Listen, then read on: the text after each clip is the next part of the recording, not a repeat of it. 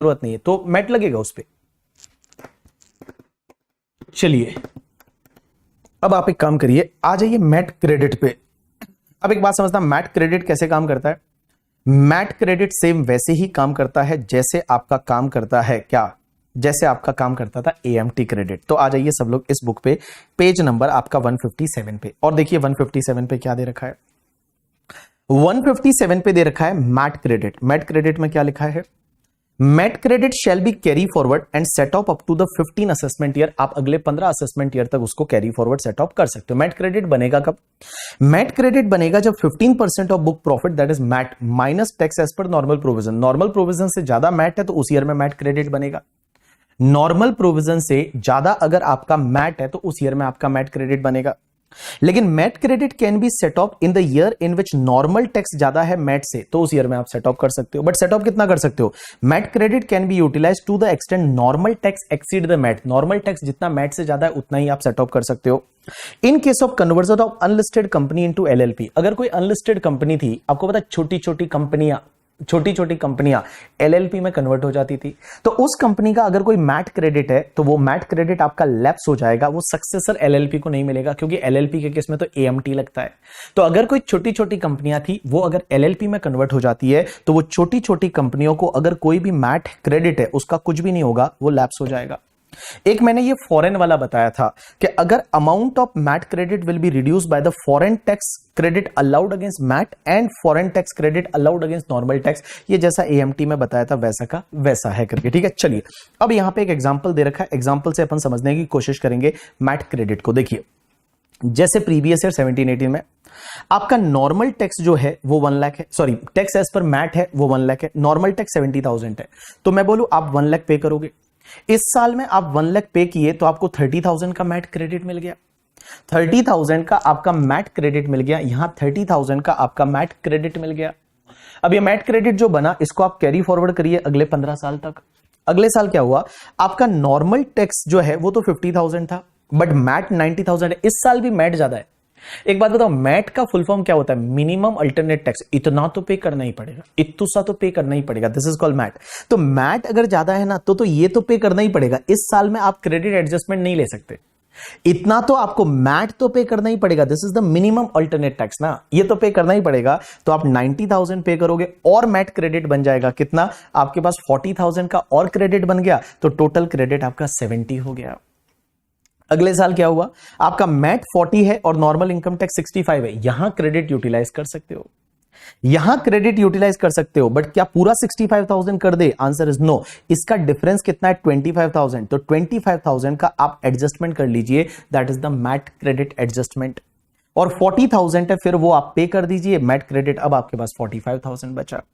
अगले साल क्या हुआ कि आपका मैट 50 है और नॉर्मल टैक्स 55 है, तो यहां पे भी क्रेडिट यूटिलाइज कर सकते हैं, बट कितना कर सकते हैं, सिर्फ 5,000 का, तो बैलेंस बचा 40,000। अगले साल क्या हुआ, मैट आपका 30 है, इनकम टैक्स है वो आपका 90 है, बहुत ज्यादा है, 60 का डिफरेंस है, तो 60 आप मैट क्रेडिट यूटिलाइज कर सकते हैं, आंसर इज यस। आपके पास 40 था पूरा आपने यूटिलाइज कर दिया, तो अब आपके पास मैट क्रेडिट नील बचा।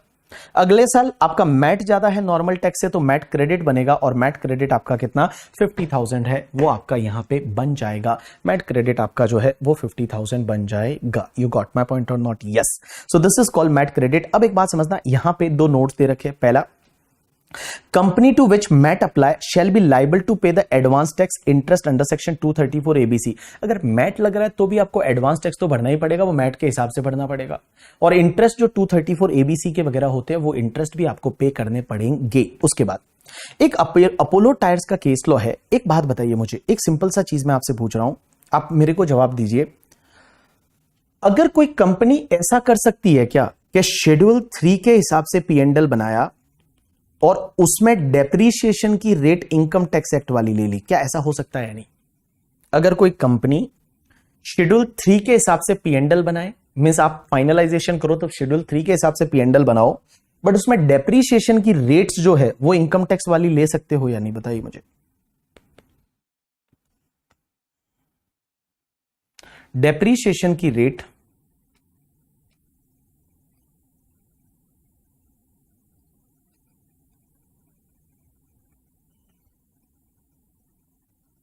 मंकर समझेगा बेटा, अभी वापस जब आपको वो जब पढ़ाएंगे तब क्या बोलते हैं, क्वेश्चन करेंगे तब समझेगा। क्या ऐसा हो सकता है कि शेड्यूल 3 के हिसाब से P&L बनाए बट इनकम टैक्स की रेट, डेप्रीशिएशन की रेट इनकम टैक्स वाली ले ले? क्या ऐसा हो सकता है? आंसर इज यस, ऐसा हो सकता है। ऐसा हो सकता है। ऐसा क्यों? क्योंकि आपको पता रहेगा तो कंपनीज एक्ट में जो रेट होती है ना डेप्रीशिएशन की, वो मिनिमम रेट होती है। कंपनीज एक्ट में जो रेट होती है वो मिनिमम रेट होती है। मैक्सिमम रेट आपकी मर्जी के हिसाब से आप ले सकते हैं, बिकॉज कंपनीज एक्ट में जो डेप्रीशिएशन की रेट होती है वो आपकी मिनिमम रेट होती है। आप मैक्सिमम रेट उससे ज्यादा भी ले सकते हैं। ऐसा कंपनीज एक्ट 1956 में था, अभी 2013 में क्या है मुझे पता नहीं, बट मेरे हिसाब से इसमें भी ऐसा ही है, क्योंकि जो कंपनी एक्ट में जो रेट दे रखी है वो तो मिनिमम रेट दे रखी है ना डेप्रीशिएशन की, मैक्सिमम आप ले सकते हैं ज्यादा। तो एक कंपनी ने क्या किया पता है, एक कंपनी ने शेड्यूल 3 के हिसाब से P&L बनाया, लेकिन उन्होंने डेप्रीशिएशन की रेट इनकम टैक्स वाली ले ली। तो एओ बोलता कि नहीं ऐसा ये नहीं, आप कंपनीज एक्ट का P&L बना रहे हो तो कंपनीज एक्ट वाली ही डेप्रीशिएशन की रेट लो। क्या ये सही है? आंसर इज नो, ये गलत है। मींस एओ ऐसा नहीं बोल सकता, बिकॉज आप सिर्फ शेड्यूल 3 के हिसाब से P&L बनाना है। आप डेप्रीशिएशन रेट कौन सी लेते हो? जो शेड्यूल 3 में अलाउ किया है कि आप इनका ज्यादा रेट ले सकते हो। आप ज्यादा रेट है वो ज्यादा रेट आप ले सकते हो, और जब आप ज्यादा रेट ले सकते हो तो इसका मतलब क्या हुआ, आप जो ज्यादा रेट ले सकते हो इसका मतलब इनकम टैक्स की रेट ले सकते हो। तो यहां पे एओ के पास ऐसा पावर नहीं है कि आपके P&L को डिसरिगार्ड कर दे। वो सिर्फ ये चेक करेगा कि ये P&L कंपनीज एक्ट के शेड्यूल 3 से बना है या नहीं। अगर वो शेड्यूल 3 के हिसाब से बना हुआ है, he can not touch that P&L account.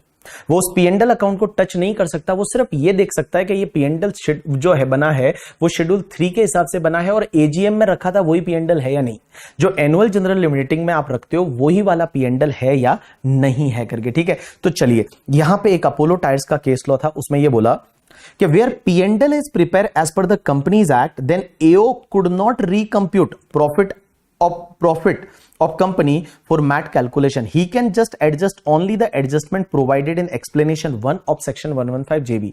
वो सिर्फ इतना देख सकता है कि 115 JB में जो पॉइंट्स दे रखे हैं वो एडलेस हुए हैं या नहीं। वो रिकम्प्यूट नहीं कर सकता प्रॉफिट। उसको सिर्फ ये देखना है कि शेड्यूल 3 का P&L है या नहीं, और शेड्यूल 3 का P&L वही वाला होना चाहिए जो आप एजीएम में रखते हो, अब बट बहुत बार क्या होता है आपको पता रहेगा, एजीएम में जो P&L रखते हैं उसमें कभी कभी 15 मंथ का रखते हैं, क्योंकि जब कंपनी पहली बार इनकॉर्पोरेट होती है तो आपको 15 मंथ का रखते हैं, तो आपको 12 महीने का तोड़ना पड़ेगा। आपको 12 महीने का मींस कॉरेस्पॉन्डिंग पीरियड जो 12 महीने है उसका तोड़ के अलग P&L बनाना पड़ेगा मैट पर्पस के लिए।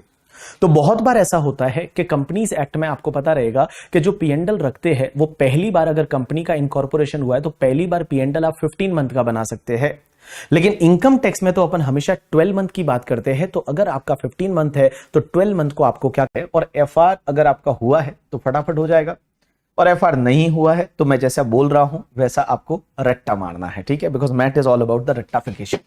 चलिए लॉजिक हर चीज का बता दिया मैंने, बट उसके बाद भी नहीं होता है तो रट्टा मारो फिर। चलिए अब एक काम करते हैं, याद नहीं है कोई बात नहीं। अब एक बात बताओ मुझे, इधर देखो सब लोग। सबसे पहली चीज कि सर देखो, एक तो होता है कंपनीज का प्रॉफिट एंड लॉस अकाउंट, ये प्रॉफिट एंड लॉस अकाउंट है, अब एक बात बताओ, आपने मैट कैलकुलेट करने के लिए यहां से नेट प्रॉफिट लिया, यहां से आपने नेट प्रॉफिट लिया होगा, और इस नेट प्रॉफिट से स्टार्ट किया, इसमें से कुछ चीजें आपने ऐड की जो डेबिट में डाल रखी है, कुछ चीजें लेस की, और उसके बाद आपको मिल गया बुक प्रॉफिट। अब एक बात बताओ मुझे, आपको पता रहेगा एफआर में एक कॉन्सेप्ट आता है जिसको बोला जाता है ओसीआई। क्या बोला जाता है? ओसीआई। ओसीआई का मतलब होता है other comprehensive income. OCI account बनाते हुए आपने एफआर में पढ़ा होगा, तो ओसीआई पढ़ा या नहीं पढ़ा ये बता दो। ओसीआई याद है या नहीं? Other comprehensive income. आपने ओसीआई जो है वो ओसीआई पढ़ा या नहीं पढ़ा वो बता दीजिए मुझे। एफआर में ओसीआई अदर कॉम्प्रिहेंसिव इनकम, तो ओसीआई का मतलब होता है अदर कॉम्प्रिहेंसिव इनकम। एक अकाउंट बनता है ओसीआई अकाउंट करिए, ठीक है। तो आप ऐसा समझिए, जिन लोगों ने ओसीआई पढ़ा है उनको तो इसके बारे में पता रहेगा, बट जिन लोगों को नहीं पता वो लोग इधर ध्यान दीजिए। एक होता है OCI, that is other comprehensive income account. तो देखो, एक तो होता है P&L, this is the profit and loss account. उसके साथ में एक ओसीआई अकाउंट बनाते हैं। आप समझ लीजिए एक ऐसा सब्सिडरी अकाउंट रहता है जो उससे उसका पार्ट होता है, बट ये अलग से रहता है करके, ठीक है, ये अलग से रहता है। अब इसकी आइटम पीएनडल में नहीं आती, कुछ आइटम ऐसी रहती है जो सिर्फ ओसीआई में आती है। अब एक बात समझो, लॉ मेकर्स बोलते हैं कि अगर ओसीआई के क्रेडिट साइड में, ओसीआई के क्रेडिट साइड में अगर कोई ऐसी इनकम है, ओसीआई के क्रेडिट साइड में अगर कोई ऐसी इनकम है, ऐसी इनकम है जो not to be reclassified to P and L, not to be reclassified to P and L, जो फ्यूचर में कभी भी जाके पीएनडल में क्लासिफाइड नहीं होने वाली, फ्यूचर में जाके कभी भी पीएनडल में क्लासिफाइड नहीं होने वाली, अगर ऐसी कोई आइटम है जो ओसीआई के क्रेडिट साइड में दे रखी है, लॉ मेकर्स बोलते हैं इस पे मैट अभी लगा लो, इस पे मैट अभी लगा लो। आप देखो, लॉ मेकर्स बोलते हैं कि अगर कोई इंडेस कंप्लाइंट कंपनी है, इंडेस कंप्लाइंट आजकल तो बहुत सारी कंपनियां इंडेस फॉलो कर रही है, सभी कर रही होगी आई थिंक, तो इंडेस कंप्लाइंट कंपनी है, वो इंडेस कंप्लाइंट कंपनी क्या करती है, अपने लिए एक अलग अकाउंट बनाती है, OCI account, that is other comprehensive income. अब आपको याद रहेगा तो ओसीआई में बेटा दो तरह की आइटम आती है, एक तो आइटम आती है income not to be reclassified to P and L, और एक आती है income that to be classified to the P and L, income that to be classified to the P and L. अब एक बात बताओ, अगर ओसीआई में ऐसी इनकम है not to be reclassified to P and L, जो आगे जाके कभी भी रिक्लासिफाइड टू पीएनडल नहीं होने वाली, मतलब आगे जाके कभी भी इस पीएनडल में नहीं आएगी, अरे भाई पीएनडल में आएगी ही नहीं और वो इनकम तो है, तो आप उस पर मैट लगा लो, अभी आप उस पर मैट लगा लो। मींस आपको क्या करना है, मैट कैलकुलेट करते टाइम जो ये पहले जितने एडजस्टमेंट थे वो करने हैं, वो तो करने ही है, इसके अलावा कुछ एडिशनल एडजस्टमेंट और करने हैं।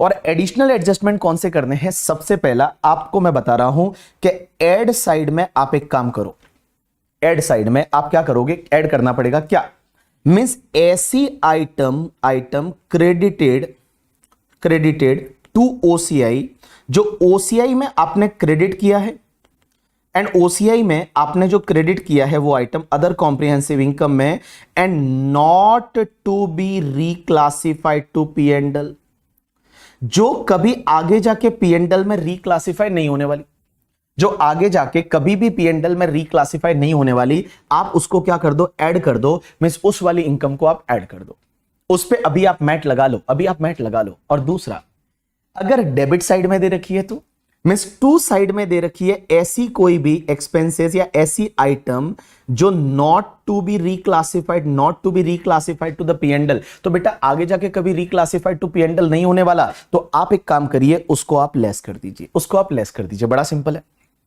बड़ा सिंपल है करके, ठीक है, बड़ा सिंपल है। तो मैंने क्या बोला, वापस से सुनना, लोग बोल रहे ओसीआई एनआर करके, ठीक है, तो हाँ भाई ओसीआई एनआर बोलते हैं, क्या बोलते हैं, आई डोंट नो करके, I don't know about the FR, but I am trying to explain you the concept. तो मैं ये बोल रहा हूं कि आप एक काम करिए कि जो ओसीआई अकाउंट रहता है उसके क्रेडिट साइड में अगर कोई ऐसी इनकम दे रखी है जो not to be reclassified to P and L है, उस पर मैट अभी लगा लीजिए, मींस आप उसको अभी ऐड कर लीजिए।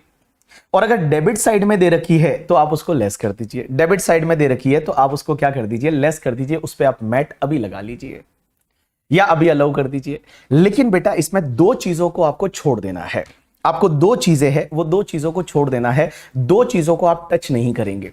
किस किस को टच नहीं करेंगे, एक तो आपका जो रीवैल्यूएशन सरप्लस है, रीवैल्यूएशन सरप्लस, और वो revaluation surplus of asset means revaluation surplus of asset, किसी असेट का रीवैल्यूएशन सरप्लस है जो कि आप इंडेस 16 के हिसाब से या इंडेस 38 के हिसाब से आप कैलकुलेट करते हैं। तो जो रीवैल्यूएशन सरप्लस है, जो इंडेस 16 या इंडेस 38 के हिसाब से आप कैलकुलेट करते हैं, उसको आप छोड़ दीजिए। और दूसरा, आपका अगर कोई गेन है या लॉस है, कोई गेन है या लॉस है from investment in equity instrument, means equity instrument का आपका कोई इन्वेस्टमेंट का कोई गेन या लॉस है, गेन या loss from equity instrument, equity instrument designated at fair value, जो इक्विटी इंस्ट्रूमेंट आप डेजिग्नेटेड एट फेयर वैल्यू करते हैं एज पर इंड एस 109 के हिसाब से, उन दो चीजों को आप छोड़ दीजिए। दो चीजों पे अभी मैट मत लगाइए, क्योंकि ये तुम्हारे नोशनल गेन है, ये तुम्हारे नोशनल गेन है, अभी एक्चुअल हुए नहीं है, जब होंगे तब लगा लेंगे ना मैट, अभी आपको लगाने की जरूरत नहीं है। तो देखो वापस बोल रहा हूं मैंने क्या बताया, समझने की कोशिश करना। अगर मैं ओसीआई की बात करूं, ओसीआई का मतलब अदर कॉम्प्रिहेंसिव इनकम, इसके क्रेडिट साइड में अगर कोई ऐसी, क्योंकि देखो ओसीआई, अब आप मैट कैलकुलेशन इस पीएनडल से कर रहे हो, तो इस ओसीआई का इफेक्ट अभी तक आपने नहीं दिया है, ये जो ओसीआई है इसका इफेक्ट तो अभी तक आपने नहीं दिया है। तो देखो यहां पे क्या बोला मैंने कि ओसीआई में अगर कोई भी ओसीआई जो एनआर है करके, ओसीआई एनआर करके, ठीक है, मींस ओसीआई का जो not to be reclassified to P and L, जो not to be reclassified to the P and L है, वो वाली इनकम पे अभी आप मैट लगा लो। मींस अगर क्रेडिट में दे रखा है तो उसको आप ऐड कर दो, डेबिट में दे रखा है तो आप उसको लेस कर दो, मींस मैट में अभी लगा लो, अभी लगा लो, क्योंकि ये तो आगे जाके कभी रिक्लासिफाइड पीएनडल में नहीं होने वाले। तो जब नहीं होने वाले पीएनडल में तो मैट अभी लगा लो ना भाई। क्रेडिट साइड में दे रखा है आप ऐड कर दीजिए, डेबिट साइड में दे रखा है आप लेस कर दीजिए, लेकिन दो चीजों को आप छोड़ दीजिए, दो चीजों को आप छोड़ दीजिए। सर किस किस को छोड़ना है? एक तो आप रीवैल्यूएशन सरप्लस को छोड़ दीजिए, किसी भी असेट का है, और वो कौन सा वाला, जो इंडेस 16 या इंडेस 38 के हिसाब से, आप इंडेस याद नहीं है चलेगा, आप इतना याद रखिए रीवैल्यूएशन सरप्लस को आप छोड़ दीजिए, इसको आप काटा मारिए, रीवैल्यूएशन सरप्लस को छोड़ दीजिए। दूसरा, अगर कोई ऐसा गेन या लॉस है in the equity instrument designated at fair value through the Ind AS 109, तो इसको भी आप छोड़ दीजिए, क्योंकि बेटा ये तुम्हारे नोशनल गेन या लॉस है, ये नोशनल है, अभी हुआ थोड़ी है, तो अभी मैट नहीं लगाना इन पे अभी मैट नहीं लगाना। लेकिन फिर इस पे मैट कब लगेगा? इन दोनों पे सर, इन दोनों पे आपको मैट तब लगाना है, इन दोनों पे मैट आपको तब लगाना है जब वो असेट आपकी रिटायर हो जाए, डिस्पोज हो जाए, ट्रांसफर हो जाए, रियलाइज हो जाए। जिस ईयर में आपकी असेट या इक्विटी इंस्ट्रूमेंट आप ट्रांसफर कर देते हो, रियलाइज कर देते हो, आप जब भी बेच दोगे उस ईयर में आपको क्या करना है? अगर प्रॉफिट हुआ है तो आप उसको ऐड कर दीजिए, और लॉस हुआ है तो उस ईयर में जाके आप क्या कर दीजिए? लेस कर दीजिए। आप एक काम करिए कि अगर वो प्रॉफिट हुआ है तो उसको ऐड कर दीजिए, लॉस हुआ है तो उसको लेस कर दीजिए, बट अभी नहीं। वो आपको कब करना है? जिस ईयर में जो आपकी असेट है या इक्विटी इंस्ट्रूमेंट है वो आपका क्या होता है? सेल होता है, डिस्पोज होता है, रिटायर होता है, रियलाइज होता है, उस ईयर में जाके करना है, अभी आपको करने की जरूरत नहीं है। तो देखो मैं वापस से बोल रहा हूं, अभी तक जो मैं पढ़ाया, जिन लोगों ने इंडेस पढ़े होंगे, ओसीआई के बारे में थोड़ा नॉलेज रहेगा, उनको थोड़ा बहुत है वो यहां पे पता रहेगा। तो चलिए अपन बात करते हैं ओसीआई की। तो मैंने क्या बोला? ओसीआई एक अकाउंट होता है, ओसीआई के क्रेडिट साइड में दे रखा है income which is not to be reclassified to P and L. अरे देख, अगर मान लो ये लिखा हुआ है रिक्लासिफाइड टू पीएनडल, तो जिस ईयर में रिक्लासिफाइड टू पीएनडल होंगे उस ईयर में मैट लग जाएगा ना यार। अभी आपको क्या करना है? क्यों छेड़ना उसको? आपको किसको छेड़ना है? कि income which will not be reclassified to P and L. So income which will not be reclassified to P and L अगर क्रेडिट साइड में डाल रखी है, आप उसको ऐड कर दीजिए, मैट लगा लीजिए। डेबिट साइड में दे रखी है तो लेस कर दीजिए, लेकिन दो चीजों को छोड़ दीजिए। किस किस को छोड़ना है आपको? इन दोनों को आप स्किप करिए। किस किस को? एक तो रीवैल्यूएशन सरप्लस को, और एक तुम्हारा गेन और loss from investment in the equity instrument fair value designated at fair value. आप एक काम करिए, इसको, इन दोनों को आप इग्नोर कर दीजिए। तो आप सर बोल रहे हो मतलब इन पे कभी मैट लगेगा ही नहीं? क्या लगेगा, लेकिन अभी नहीं लगेगा। इन पे कब लगेगा? इन पे लगेगा उस ईयर में जिस ईयर में आप वो असेट है उसको बेचोगे, या इक्विटी इंस्ट्रूमेंट है उसको आप रियलाइज करोगे, ट्रांसफर करोगे। उस ईयर में जो एग्रीगेट प्रॉफिट होगा ना उसको ऐड कर दीजिए, और अगर लॉस हुआ तो उसको बुक प्रॉफिट कैलकुलेट करते टाइम लेस कर दीजिए। यू अंडरस्टूड माई पॉइंट और not? Just tell me you understood my point और नॉट? आपको यह समझ में आया अभी तक या नहीं आया? अगर आ गया हो तो बोलो यस सर समझा। अभी तक जो मैंने आपको बताया ये आपको समझ में आ गया या नहीं आया? और अगर आ गया हो तो बोलो सर आ गया।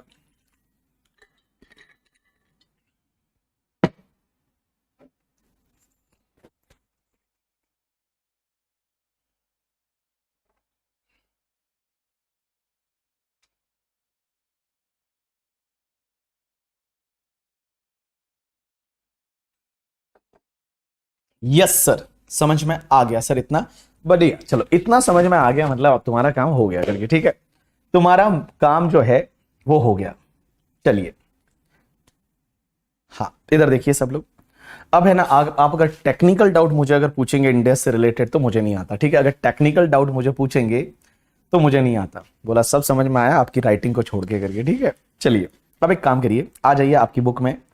अगर आप टेक्निकल डाउट पूछेंगे तो मुझे नहीं आएगा, इंडिया का इनकम टैक्स का कुछ भी पूछोगे तो मेरे को आ जाएगा। चलिए इधर देखिए सब लोग, मैंने भी भाई प्रोफेसर और ऑफिसर जो होते हैं, क्या बोलते हैं, एफआर के, उनसे पूछ पूछ के पहले पढ़ा था जिस दिन ये मतलब आया था, तब जब ये अमेंडमेंट आया था तब।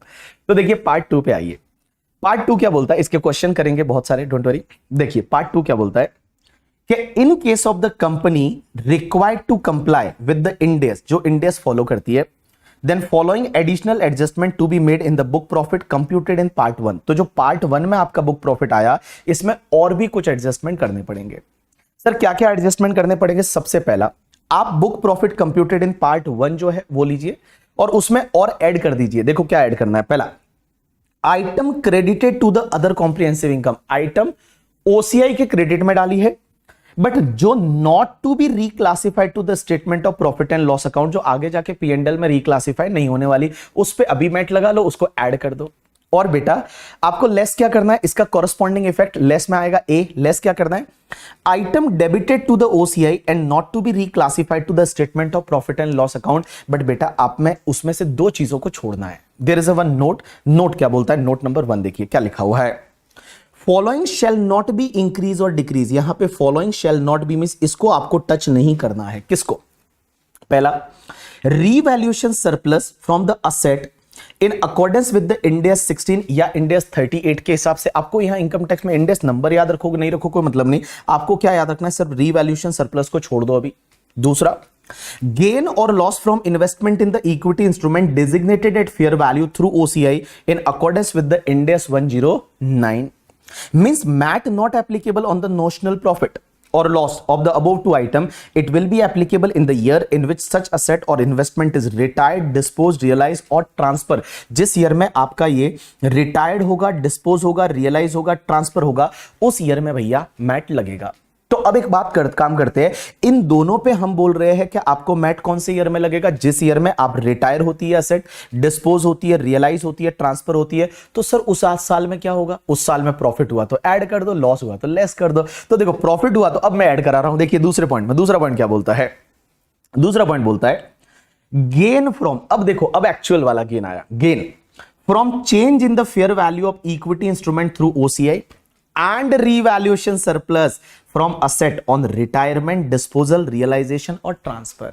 तो ट्रांसफर होने पर एक्चुअल में गेन हुआ ना, तो उस ईयर में फिर क्या करो, आप बुक प्रॉफिट में ऐड कर दो और उसी का कॉरस्पॉन्डिंग इफेक्ट अगर आपका लॉस हो गया करके, ठीक है, तो आप क्या कर दो, लेस कर दो। Loss from change in fair value of equity instrument through the OCI and revaluation surplus from asset on the retirement, disposal, realisation or transfer. भैया उस पे लॉस हो गया तो वो आप लेस कर दो। तो अपन ने यहां पे 2 आइटम ऐड की पड़ी और 2 आइटम हमने लेस की पड़ी और दोनों ही कनेक्टेड है करके। चलिए अब एक और चीज समझना, नेक्स्ट पार्ट आपको मैं बताऊं होता क्या है।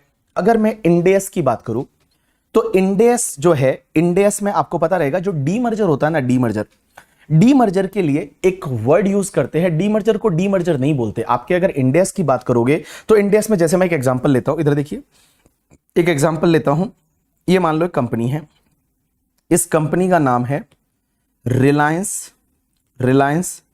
Industry limited. अब एक बात समझना, एक काम करता हूं उस व्हाइट पेपर पे लेता हूं तो बेटर रहेगा। इधर देखिए सब लोग, जैसे एक कंपनी है, इस कंपनी का नाम है रिलायंस इंडस्ट्रीज लिमिटेड। अपन दिन दिन से पढ़ रहे हैं डीमर्जर का एग्जांपल। तो एक कंपनी है रिलायंस इंडस्ट्री लिमिटेड। अब रिलायंस के 2 सेगमेंट थे, एक तो तुम्हारा रिलायंस वाला, इसका एक सेगमेंट हुआ करता था जियो, जियो धन। अब इन्होंने क्या किया, जियो को अलग कर दिया और जियो जो है वो जियो को अलग करके एक नई कंपनी बना दी। ये जियो को अलग कर दिया और ये जियो को अलग करके इन्होंने एक नई कंपनी बना दी और इस कंपनी का नाम दिया जियो फाइनेंशियल सर्विस लिमिटेड। जियो फाइनेंशियल सर्विस लिमिटेड एक नई कंपनी बना दी। इस कंपनी को बोला जाता है रिजल्टिंग कंपनी, इस कंपनी को बोला जाता है resulting company. Reliance Industries limited एक कंपनी थी जिसका एक सेगमेंट टूट के अलग हो गया, that is called Jio financial service limited. अब आपको एक बात बताऊं, होता क्या है, हम इनकम टैक्स में तो बोलते हैं इसको डीमर्जर। आपने भी सुना है डीमर्जर, हर जगह डीमर्जर, बट आपको पता है इंड एस में इसको ऐसा भी बोलते हैं, that is the distribution of non cash asset to the share holder. Means एक बात बताओ, हम जो है मींस मैं अगर बात करूं मिस्टर बीवी, मैं पहले रिलायंस का शेयर होल्डर था, तो रिलायंस का शेयर होल्डर था, रिलायंस का शेयर तो मेरे पास था ही था, मुझे जियो फाइनेंशियल सर्विस लिमिटेड का शेयर और मिल गया फ्री में, 1:1 के रेशियो में मिला है। मुझे जियो का शेयर और मिल गया, और जो जियो का शेयर मिला ना, इसको यहां पे अकाउंटिंग टर्म में बोला जाता है that is the distribution of non cash asset to the share holder. Means एक बात बताओ, यहां पे जो इसकी असेट थी ये इधर गई, और इसका डिस्ट्रीब्यूशन हुआ ना in the form of the share, that is called distribution of non cash asset to share holder. ऐसा वर्ड यूज होता है डीमर्जर के लिए। अब आप एक बात बताओ, होता क्या है, ये जो कंपनी है रिलायंस इंडस्ट्रीज लिमिटेड, इसके जियो की असेट है, उसकी बुक वैल्यू थी मान लो 200 करोड़ की बुक वैल्यू थी। लेकिन आज की डेट में अगर उसकी फेयर मार्केट वैल्यू है, वो फेयर मार्केट वैल्यू थी for an example 250 crore, fair market value थी 250 करोड़। तो अकाउंटिंग टर्म में क्या होता है, इंड एस क्या बोलता है, एक इंड एस होता है इंड एस 10, और इंड एस का 10 का एक अपेंडिक्स होता है, दैट इज द अपेंडिक्स ए करके। इंड एस 10 का अपेंडिक्स ए, इतना आपको याद नहीं रखना है। इंड एस 10 का अपेंडिक्स ए ये बोलता है कि बाबूजी जब भी आप ये डीमर्जर होता है ना, तो डीमर्जर के केस में आपको अगर book value of asset 200 crore थी, आज उसकी फेयर मार्केट वैल्यू 250 करोड़ है, तो ये जो 50 करोड़ का प्रॉफिट है ना, ये रिलायंस को रिकॉर्ड करना पड़ेगा। मींस रिलायंस है वो प्रॉफिट 50 करोड़ रिकॉर्ड करेगी। मींस इसका मतलब ये 50 करोड़ का प्रॉफिट है, ये पीएनडल के क्रेडिट में डालना पड़ेगा, बाय में डालना पड़ेगा। ये प्रॉफिट है, profit on the transfer of the distribution of the non cash asset under the demerger, ऐसा माना जाता है। तो ये जो प्रॉफिट 50 करोड़ का है, ये क्या करेगी, रिलायंस को क्रेडिट में डालना है। रिलायंस जो है वो रिलायंस को क्रेडिट में डालना है ये 50 करोड़ का प्रॉफिट, क्योंकि असेट की बुक वैल्यू 200 करोड़ थी।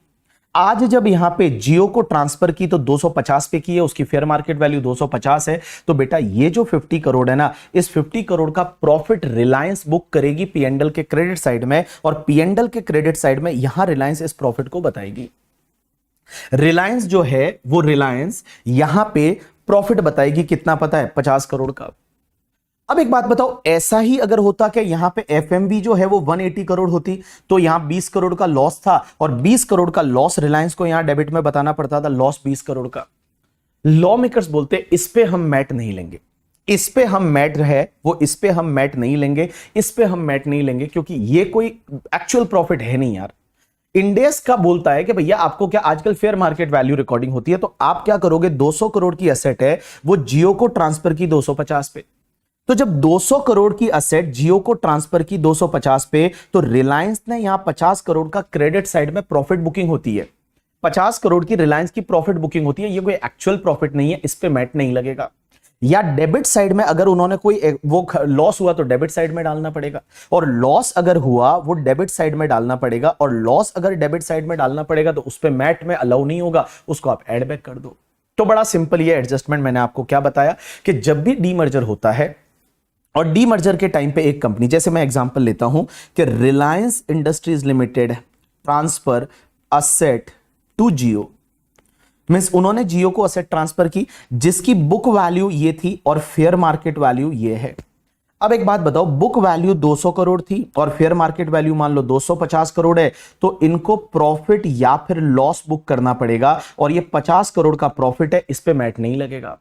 अगर वही 200 करोड़ की असेट है, उसकी 180 करोड़ अगर फेयर मार्केट वैल्यू होती, तो 20 करोड़ का लॉस होता है, ये लॉस बुक करना पड़ता है। इस लॉस को मैट में हम अलाउ नहीं करेंगे, इस लॉस को हम मैट में अलाउ नहीं करेंगे, या प्रॉफिट जो है उस पे मैट नहीं लगेगा। तो आप समझिए अपना जो बुक है उस बुक का तीसरा एडजस्टमेंट इसी की बात करता है। देखिए सबसे पहले हम देखते हैं लेस वाला पार्ट, दैट इज द सी, कि प्रॉफिट हुआ तो क्रेडिट में डाला होगा पीएनडल के, उसको लेस कर दो, उस पे मैट मत लगाओ। तो देखिए, amount credited to the statement of profit and loss on the distribution of non-cash asset to the shareholder in the demerger.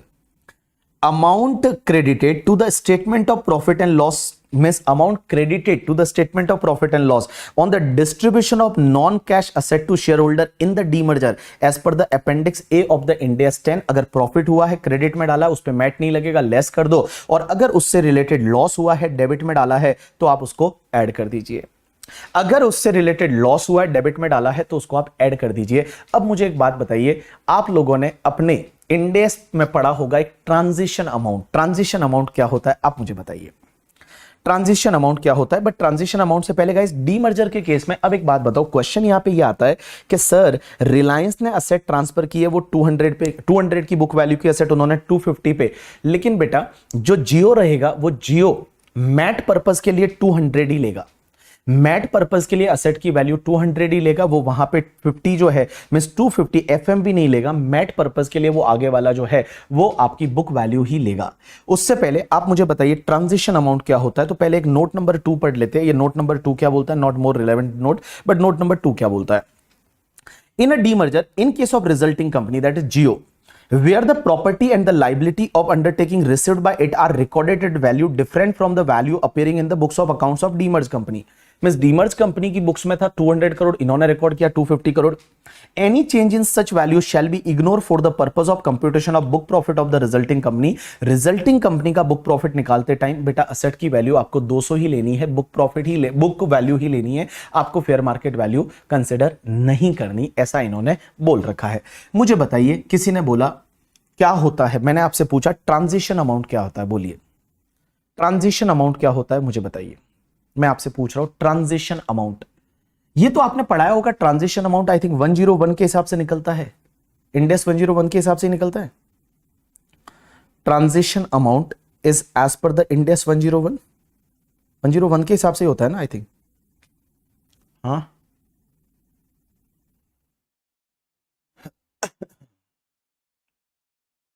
Transition amount क्या होता है, जो इंड एस 101 के हिसाब से आता है आई थिंक। चलिए हाँ चलो, तो मुझे आंसर आए लोगों के, amount involve in doing the transaction that is called transition amount. भाई गजब है। किसी ने बोला first time adoption Ind AS, किसी ने बोला, शीनम ने एकदम सही आंसर किया, transition date that on the date of the company started complying first time with the Ind AS. उसके बाद किसी ने बोला, शीनम ने बोला adjustment in the value of asset and liabilities, Ind AS 101 first time adoption of end S. तो end AS 101 आपके syllabus में है या नहीं है, इंड एस 101 आपके सिलेबस में है या नहीं है।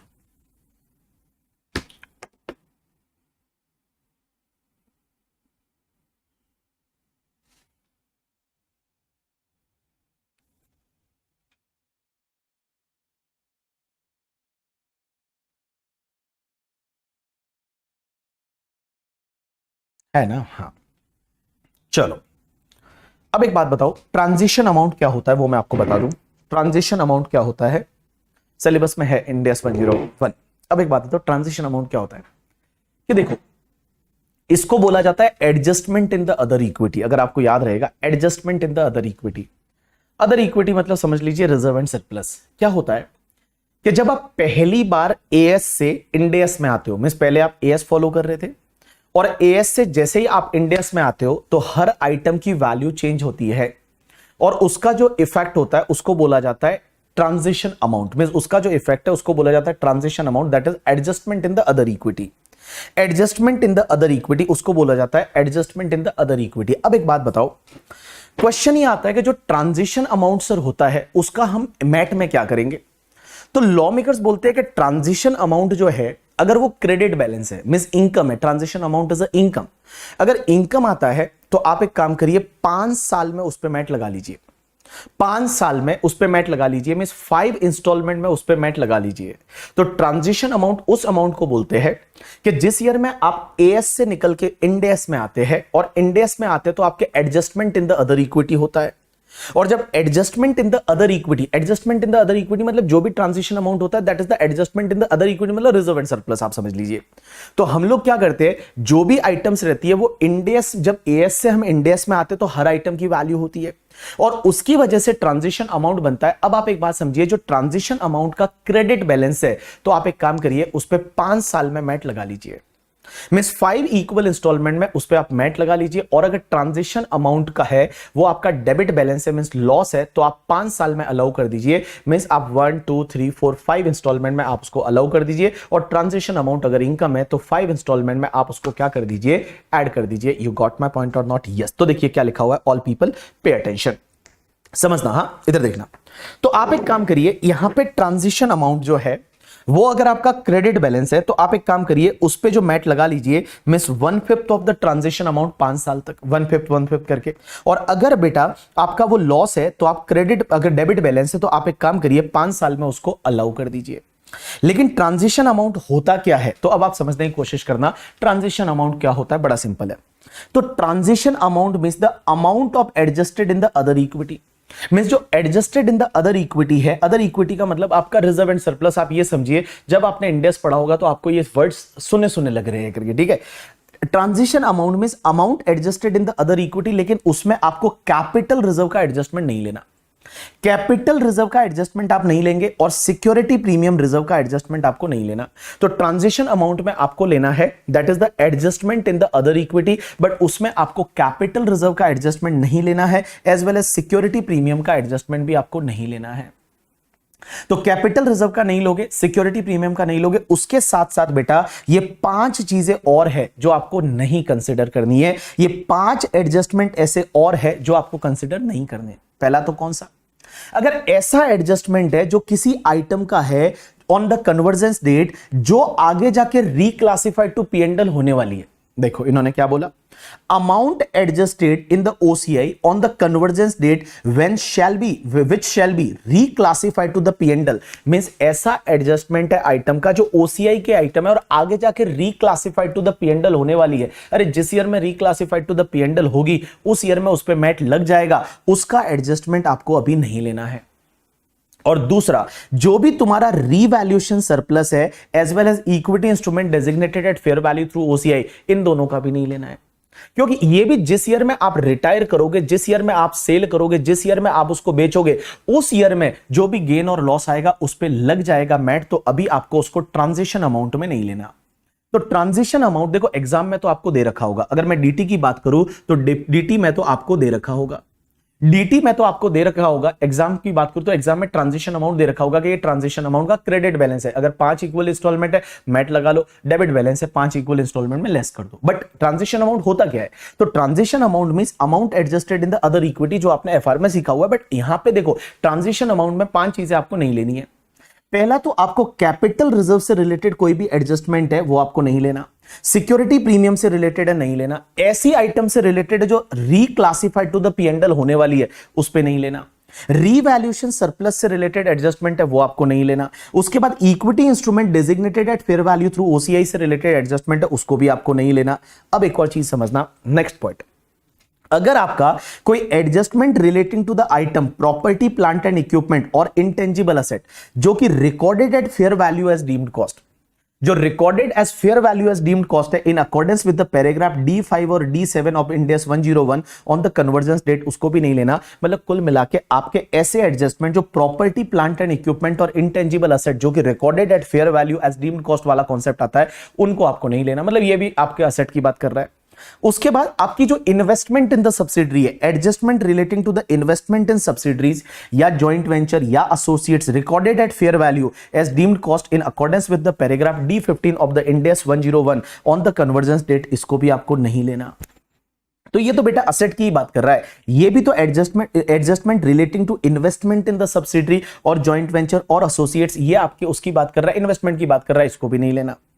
एंड बेटा जो भी तुम्हारा adjustment relating to the cumulative translation difference of a foreign operation, means foreign operation से related cumulative translation difference of foreign operation in accordance with paragraph D13 of Ind AS 101 on the convergence date, इसको भी आपको नहीं लेना।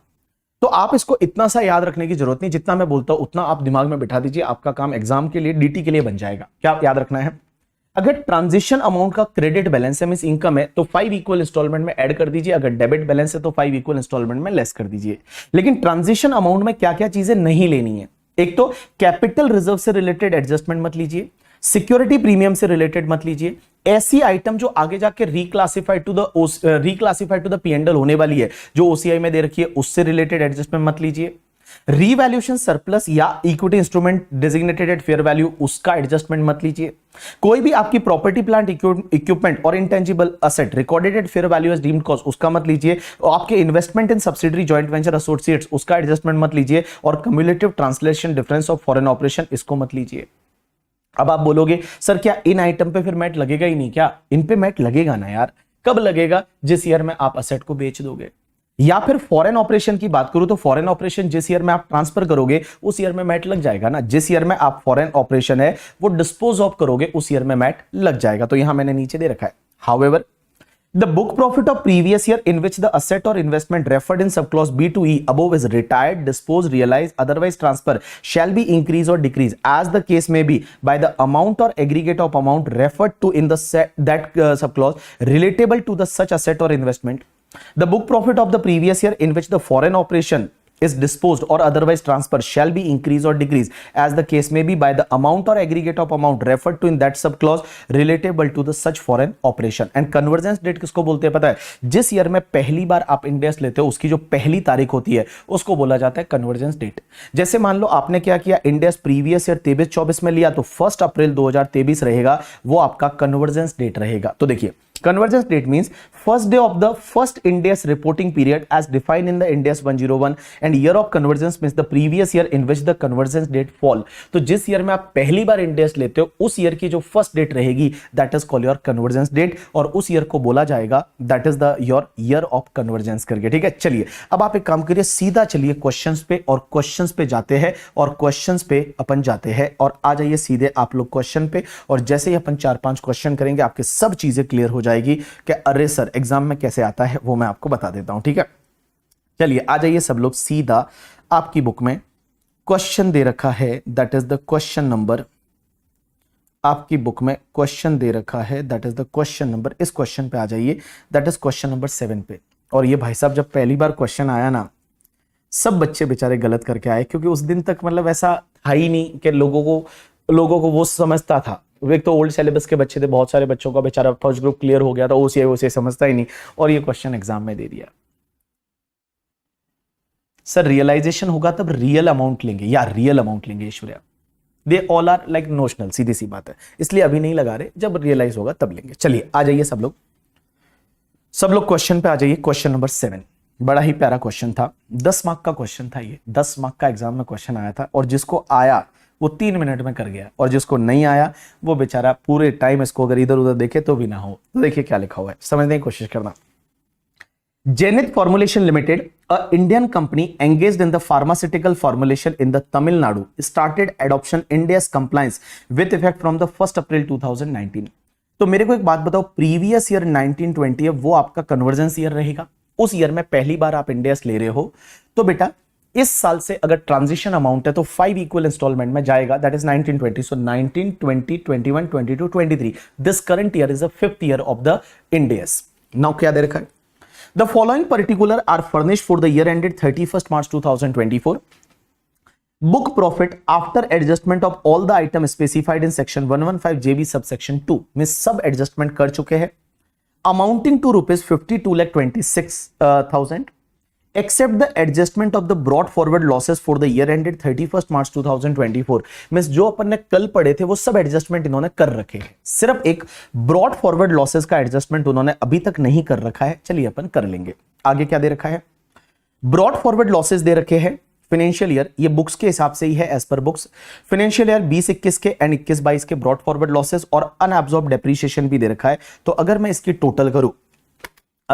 Total करूं तो 4.6 plus 1.75 it's comes to the 6.35 के loss इधर है, एंड बेटा depreciation 4.9 plus 2.2 it's comes to the 7.1 है, तो 7.1 plus 6.35 it's comes to the 13.45 के दोनों, अगर दोनों है तो 13.45, अपने को लोअर लेना है, क्या लेना है अपन देखेंगे। ठीक है, आगे क्या दे रखा है, देखिए ये पॉइंट बड़ा इंटरेस्टिंग है, ध्यान देना करके। ठीक है, ये लोग बोलते हैं कि बिजनेस लॉस ऑफ द 4.6 ये वाला एंड 1.75 ये वाला have been already deducted while computing the book profit under section 115 JB for the assessment year 22-23 and assessment year 23-24 respectively. अब एक बात बताओ, ये तुम्हारे पुराने लॉस है और पुराने डेप्रिसिएशन है, इसमें से जो लोअर रहा होगा, जैसे इसमें और इसमें से लोअर रहा होगा 4.6, इसमें से और इसमें से लोअर रहा होगा 1.75। ये लोग बोल रहे हैं कि ये हम ऑलरेडी लेस कर चुके हैं लास्ट ईयर का बुक प्रॉफिट कैलकुलेट करते टाइम, तो क्या इस साल भी लेस होगा क्या? एक बात बताइए, इस साल भी लेस होगा क्या? इस साल भी आपका लेस होगा क्या? इस साल भी आपका ये लेस होगा क्या? जब ऑलरेडी हम लेस कर चुके हैं मेट बुक प्रॉफिट कैलकुलेट करते टाइम, क्या इस साल भी लेस होगा? Right answer is yes. एक चीज ध्यान रखना, जो भी तुम्हारे बुक्स के हिसाब से ब्रॉड फॉरवर्ड लॉसेस है और अनअब्सॉर्ब डेप्रिसिएशन है, वो हर साल लेस होंगे जब तक वो फुल्ली सेट ऑफ नहीं होते। वो हर साल लेस होंगे जब तक वो फुल्ली सेट ऑफ नहीं होंगे। तो यहां कहां दे रखा है सेट ऑफ हो गया? नहीं दे रखा ना। इन्होंने तो बोला है कि last year and last to last year का बुक प्रॉफिट कैलकुलेट करते टाइम लेस हुआ था, तो इस बार भी लेस होगा। यहां कहां दे रखा है करके, ठीक है, कि वो सेट ऑफ हो गया है। तो सेट ऑफ नहीं हुआ ना। मैंने ब्रॉड फॉरवर्ड बिजनेस लॉस और अनअब्सॉर्ब डेप्रिसिएशन इन्होंने इन सालों के दे रखे हैं। इन्होंने यहां बोला है कि वो लेस हुआ था बुक प्रॉफिट कैलकुलेट करते टाइम। ऐसा थोड़ी बोला था ये पूरा एग्जॉस्ट हो गया, ऐसा थोड़ी बोला था। तो ये लेस हुआ था बुक प्रॉफिट कैलकुलेट करते टाइम। तो क्या इस बार भी लेस होगा? Answer is yes. आईसीआई बोलती है इस बार भी लेस होगा। और सीधी सी बात है, एक बात बताओ, तुम्हारे पुराने कोई लॉस है और अनअब्सॉर्ब डेप्रिसिएशन लोअर वाला, हम हर साल लेस करते जाएंगे जब तक वो सेट ऑफ नहीं होता।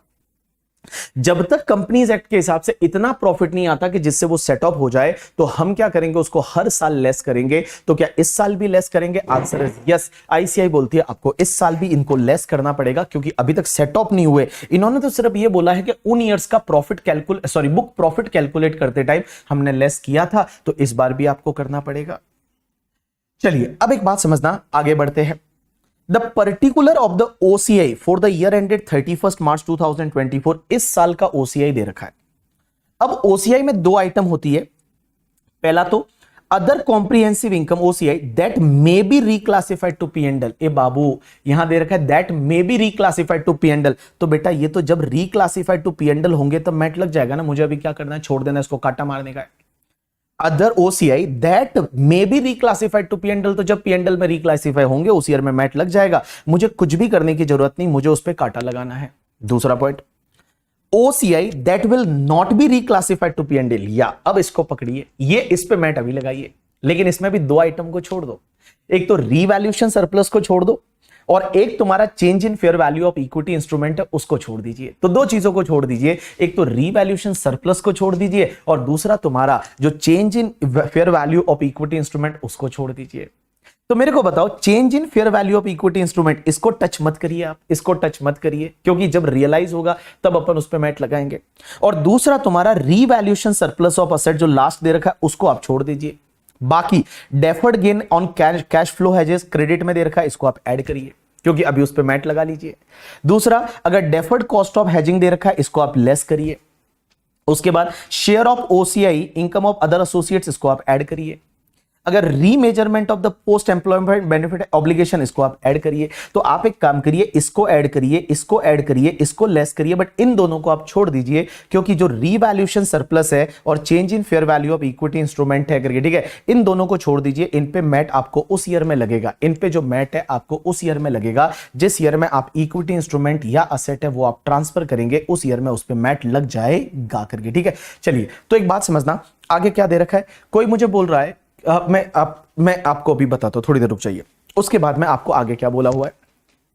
The transition amount on the convergence date 1/4/2019 को, जो स्टार्टिंग का डेट था, उस दिन आपका 52.50 लाख का ट्रांजिशन अमाउंट था।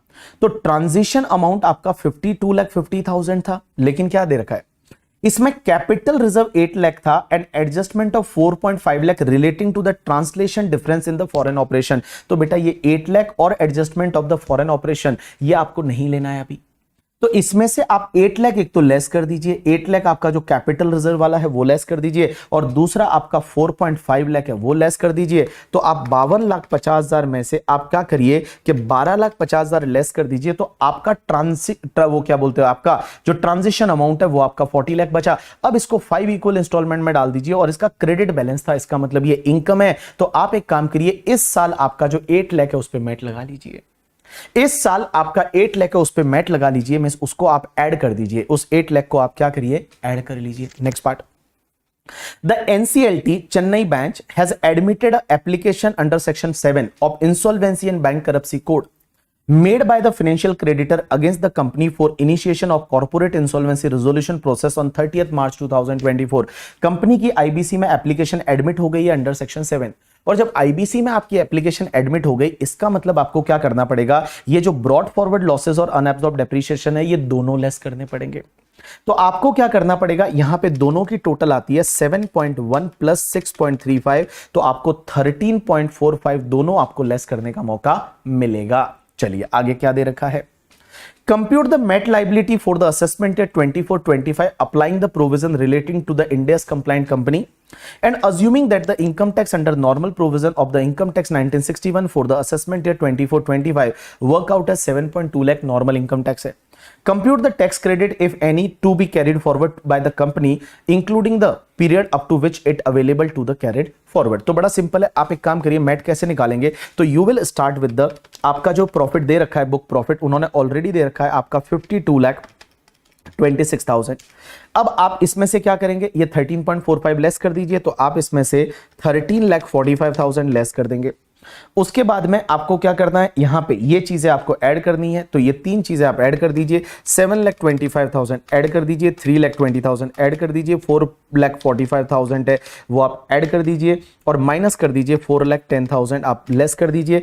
उसके बाद में आपका ट्रांजिशन अमाउंट वाला 8 लाख है वो आप ऐड कर दीजिए, 8 लाख आप ट्रांजिशन अमाउंट वाला ऐड कर दीजिए, बस 57,61,000 आया, 57,61,000 आया। अब इस पे मैट की रेट क्या रहती है, 15% मैट की रेट रहेगी, तो मैट ले लीजिए इस पे 15%, और इसमें फिर आप ऐड कर दीजिए हेल्थ एंड एजुकेशन सेस 4%, तो आपका 8,98,720 बचेगा। आपका नॉर्मल इनकम टैक्स है वो कितना है, 720 है, तो इसमें से 7,20,000 लेस कर दीजिए, आपको 178,716 का आपका मैट क्रेडिट बचेगा, और ये जो मैट क्रेडिट रहेगा इसको फिर आप कैरी फॉरवर्ड कर दीजिए अगले 15 साल तक। और अगले 15 साल का मतलब असेसमेंट ईयर 24-25 का है, तो 24-25 को छोड़ दीजिए, 25, 26, 27, 28, 29, 30, 31, 32, 33, 34, 35, 36, 37, 38, 39, मींस 39, 40 तक आप इस मैट क्रेडिट को कैरी फॉरवर्ड कर लीजिए। This is the question. आप अभी एक काम करिए, आप इस आंसर को देखिए, आपको इजीली समझ में आ जाएगा। और अगर जैसे ही ये आपका क्वेश्चन नंबर 7 हो जाता है, उसके बाद आप एक और क्वेश्चन को थोड़ा आप दिमाग लगा के ट्राई करने की कोशिश करिए। 8वां तो आपका होमवर्क में था, 2 पार्ट को छोड़ के आप एक काम करिए, ये जो अल्फा बीटा टायर्स वाला है इसको लेके आप एक बार ट्राई करिए। आप अपने कैलकुलेटर पे देखिए, ये May 19 एग्जाम का क्वेश्चन है, बट मैंने इसमें और एक्स्ट्रा एडजस्टमेंट ऐड किए हैं। मैंने इसको मास्टर क्वेश्चन बनाने के लिए, थोड़ा सुपर क्वेश्चन बनाने के लिए मैंने इसमें और कुछ एडजस्टमेंट है वो मैंने ऐड किए हैं। तो आप एक काम करिए, क्वेश्चन नंबर 9 को एक बार कैलकुलेटर पे ट्राई करिए। देखो सृष्टि, जो भी तुम्हारा बिजनेस लॉस है पुराना एंड अनएब्सॉर्ब्ड डेप्रिसिएशन है, वो हर साल लेस होगा जब तक कि वो फुल्ली सेट ऑफ नहीं होता। हर साल लेस होगा जब तक कि वो फुल्ली सेट ऑफ नहीं होता। जब तक कि वो फुल्ली सेट ऑफ नहीं होता, हर साल वो लेस होगा। तो सेट ऑफ इसमें ये थोड़ी दे रखा है कि वो सेट ऑफ हो गया, इन्होंने तो ये दे रखा है कि लास्ट ईयर भी लेस किया था, उसके अगले साल भी लेस किया था, इस साल भी लेस करोगे। तो brought forward business loss unabsorbed depreciation lower वाला जो है वो आप हर साल लेस करोगे जब तक वो पूरा सेटअप नहीं होता।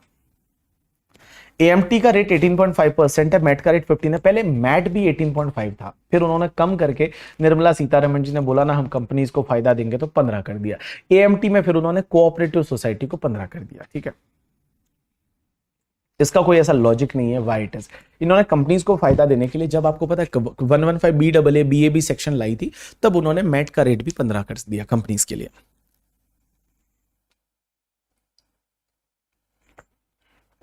आपको टाइम दे रहा हूं, क्वेश्चन नंबर 9 देखिए आप लोग।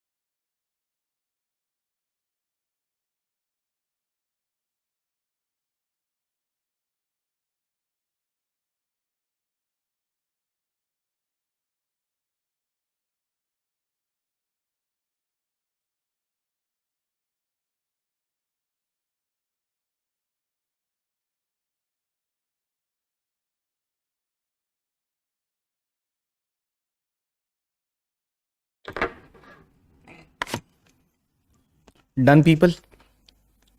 If you're done, then just say done. If you have done, then just say done. If you have any doubt, then just tell me. If you have any doubt in this question, question number 9, then just tell me. Any doubt in question number 9? Credit side, point number 1 समझ में नहीं आया. Point number 1. That is the share of income from AOP in which company is a member. You guys always remember, whenever company is a member in any AOP, तो ऐसे भी AOP MMR से ही tax भरेगा. AOP है वो MMR से भी tax भरेगा. इसको लेस करना है, इसको आपको लेस करना while calculating book profit. अब एक बात बताओ, next part is interest charge for delay remittance of tax TDS. देखो TDS is a income tax. TDS is a income tax. TDS है वो आपका इनकम टैक्स होता है और इनकम टैक्स का interest is not allowed. Income tax का interest not allowed. You have to add back. You have to add back. उसके बाद dividend from Indian company MAT लगेगा ना, क्या फर्क पड़ता है, उस पर मैट लगेगा. डिविडेंड फ्रॉम इंडियन कंपनी पे मैट लगेगा. डिविडेंड फ्रॉम इंडियन कंपनी में मैट लगेगा. क्या मैंने लेस किया है क्या? डिविडेंड फ्रॉम इंडियन कंपनी पे मैट लगेगा. क्या दिक्कत है उसमें? अदर इंफॉर्मेशन का पॉइंट नंबर 4. अदर इंफॉर्मेशन का पॉइंट नंबर 4 ये वाला, या अदर इंफॉर्मेशन का point number 4. Item credited to OCI income which will be अरे भाई ये तो P&L रिक्लासिफाइड टू P&L होने वाली है ना, छोड़ दो ना. It will be reclassified to P&L. तो will be reclassified to P&L को छोड़ दो. Not to be reclassified to P&L है, उसको पकड़ो. इशिका एक बात बताओ, it will be reclassified to P&L ना, तो जब P&L में जाएगी उस ईयर में मैट लग जाएगा ना. जिस ईयर में P&L में जाएगी उस ईयर में मैट लग जाएगा ना. डेबिट का पॉइंट नंबर 4 में डाउट है. The company committed breach of building norm while extending the factory building. The city corporation initiated proceeding. ये पेनल्टी लगाया. अब एक बात बताओ, पेनल्टी लगाया, पेनल्टी अपने यहाँ अलाउ होता है ना, मैट में अलाउ है. मैट में कहाँ डिसअलाउड? मैट में अलाउ है, कुछ नहीं करना. पेनल्टी लगाया तो मैट में कुछ नहीं करना भैया, मैट में कुछ नहीं करना पेनल्टी का आपको. एडिशनल इंफॉर्मेशन का point number 5. Transition amount on the convergence date is 2.5 crore including capital reserve 50 lakh. तो 4.5 करोड़ का आपका ट्रांजिशन अमाउंट है. तो transition amount 4.5 crore, credit balance है डिवाइड बाय 5, तो 90 लाख इस साल ऐड कर लीजिए. 90 लाख है वो इस साल ऐड कर दीजिए. गुंजन 90 लाख इस साल आप ऐड कर दीजिए, मैट लगा लीजिए 90 लाख पे. तो 90 लाख आप पे मैट लगा लिया. AOP से आप ये ध्यान रखो, AOP BOI से अगर कोई भी शेयर मिलता है, मैट कैलकुलेशन में आपको लेस करना है. और हमेशा ऐसा होता है कि अगर देखो उन्होंने आप ऐसा ध्यान रखो, वो बोलेंगे MMR से टैक्स भरा है, MMR से ही टैक्स भरना पड़ता है. उसमें लॉ में ऐसा लिखा है कि MMR से टैक्स भरा तो आपको जो शेयर मिलेगा वो लेस करना है, उस पर मैट नहीं लगेगा. बट प्रैक्टिकल लाइफ में वो MMR से ही टैक्स भरेंगे. जब भी कंपनी किसी AOP BOI की मेंबर होगी ना, तो हमेशा MMR से ही टैक्स भरेंगे. चलिए, और तो डिविडेंड सॉल्यूशन में कंसिडर क्यों करेंगे? डिविडेंड क्या एग्जेम्प्ट है? डिविडेंड एग्जेम्प्ट है, 10 में थोड़ी एग्जेम्प्ट है. तो सॉल्यूशन में कंसिडर नहीं करना मतलब नहीं करेंगे ना, उस पे मैट लगेगा ना. दैट इज ऑलरेडी क्रेडिटेड ना, डिविडेंड इज ऑलरेडी क्रेडिट ना, तो उसको क्या करना है आपको?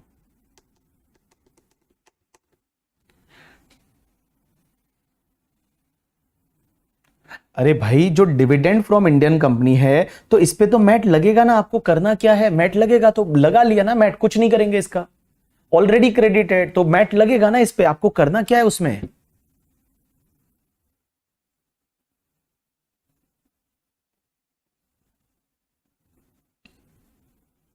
इससे ज्यादा ट्रिकी क्वेश्चन नहीं देगा, ये हाईएस्ट लेवल का ट्रिकी है, बस इससे ज्यादा नहीं देगा. ब्रॉड फॉरवर्ड बिजनेस लॉस आपकी देखो, NCLT ने एप्लीकेशन एडमिट कर लिया है.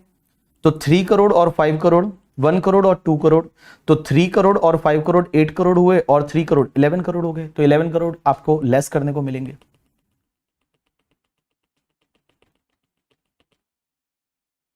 चलिए, डन.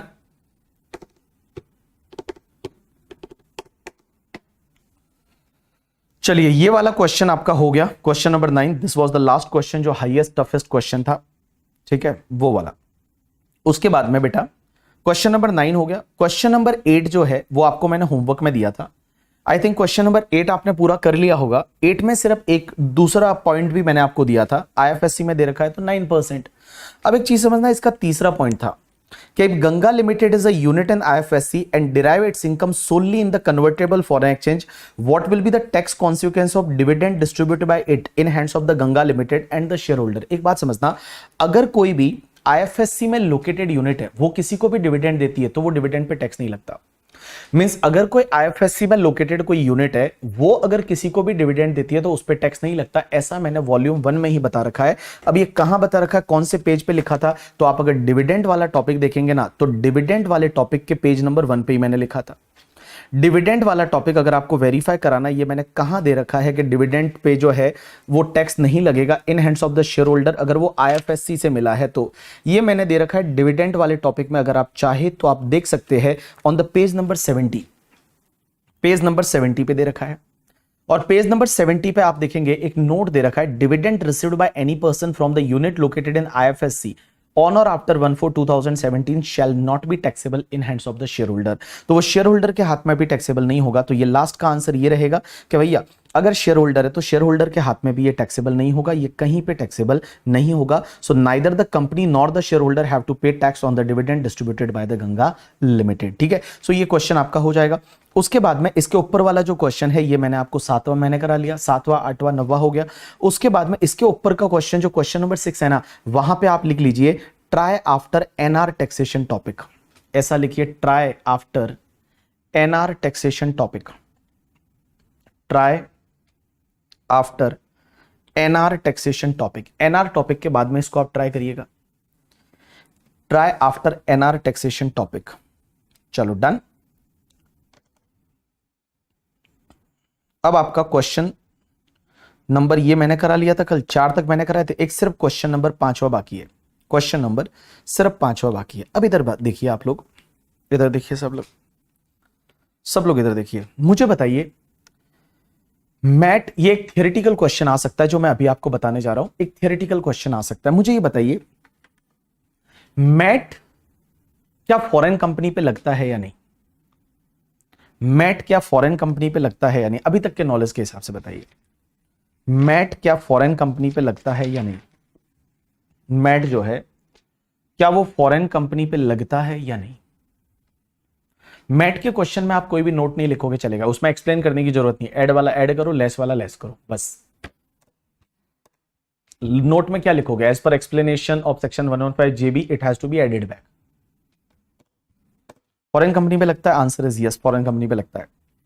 तो मैट है वो फॉरेन कंपनी पे लगता है, लेकिन एक चीज समझना, एक एक्सेप्शनल केस है जिसमें मैट नहीं लगता। किस पे, देखना, लॉ मेकर्स बोलते हैं कि अगर कोई फॉरेन कंपनी है, क्या है, फॉरेन कंपनी, फॉरेन कंपनी है, और वो फॉरेन कंपनी जो है, अगर कोई फॉरेन कंपनी है और वो फॉरेन कंपनी, जो फॉरेन कंपनी है, वो फॉरेन कंपनी किसी ऐसी फॉरेन कंट्री की रेजिडेंट है, किसी ऐसी फॉरेन कंट्री की रेजिडेंट है, रेजिडेंट ऑफ